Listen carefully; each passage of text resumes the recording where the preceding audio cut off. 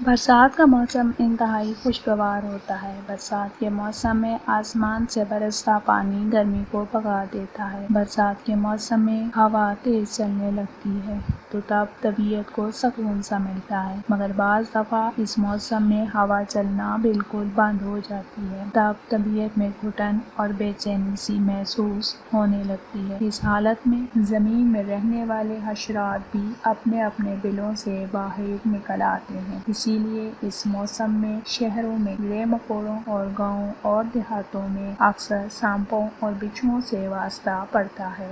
اگر سانپ یا کوئی اور زہریلا کیڑا انسان کو کاٹ لے تو بے حد تکلیف ہوتی ہے اور اکثر اوقات تو انسان کی موت واقع ہو جاتی ہے۔ اس لیے اس موسم میں تھوڑی احتیاط برتنی چاہیے۔ پودینہ ایک عام سی جڑی بوٹی ہے، مگر اس کو اللہ تعالیٰ نے بہت بڑی طاقت سے نوازا ہے۔ پودینہ ہمیشہ ایسی جگہ ہوتا ہے جہاں بہترین پانی اور صحت افزا مقام اور اچھا ماحول ہو۔ بہت سے لوگ پودینہ صرف اس لیے بھی لگاتے ہیں کہ وہاں سے مچھر دور ہو جاتے ہیں۔ ہماری طب کی پرانی کتابوں میں یہ بات واضح لکھی ہے اور کئی تجربہ کار لوگوں نے بھی یہ بات بتائی ہے کہ جہاں پودینہ ہوتا ہے وہاں سانپ نہیں آتے، اور سانپ سے بچنے کے لیے پودینے کا استعمال اور پودینے کو اگانا ایک بہترین کام ہے۔ اس کے علاوہ بے شک پودینے سے بڑھ کر کوئی اینٹی بائیوٹک نہیں، اور اس سے بڑا کوئی اینٹی بائیوٹک دنیا میں ہے ہی نہیں۔ اس کے علاوہ